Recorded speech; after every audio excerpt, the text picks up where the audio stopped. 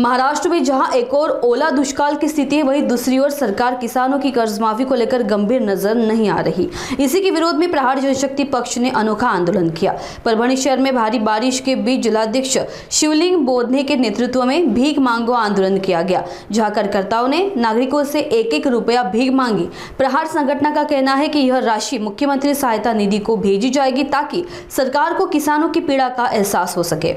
36 पैकी 31 जिल्ह्यामध्ये अतिवृष्टी झालेली आहे। संपूर्ण शेती पाण्यामध्ये उद्ध्वस्त झालेली आहे। निवडणुकीपूर्वी सन्माननीय मुख्यमंत्री महोदयांनी सांगितलं होतं की आम्ही कर्जमाफी करू, परंतु तेव्हा कर्जमाफी नाही केली। बचूभाऊ कडू जेव्हा उपोषणाला बसले होते तेव्हाही सरकारने सांगितलं होतं की कर्जमाफी करू, तेव्हाही केली नाही। नंतर त्यांनी सांगितलं होतं की दुष्काळ पडू द्या, आम्ही कर्जमाफी करू। दुष्काळ पडल्यानंतर देखील सरकार कर्जमाफी करायला तयार नाही।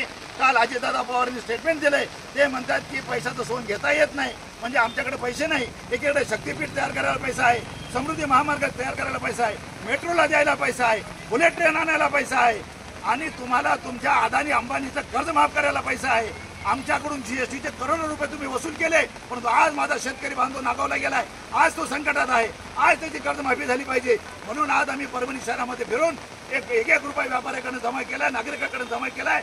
हे पैसे आम्ही माननीय मुख्यमंत्री महोदयाकडे देणार आहोत, मुख्यमंत्री सहायता निधीमध्ये देत आहोत आणि त्यांना सांगत आहोत की आपल्याकडे पैसे नाहीत, परभणीतल्या जनतेने भीक मागून तुम्हाला पैसे दिलेले आहेत। प्रहार जनशक्ती पक्षाच्या माध्यमातून झालेले हा सगळा रक्कम मुख्यमंत्री महोदयांना डीडीच्या मार्फत देण्यात येईल आणि त्यांना सांगण्यात येईल की हे आमच्याकडून ही भीक घ्या, पण माझ्या शेतकरी बांधवाला कर्जमाफी करा, त्यासाठी हे आंदोलन होईल।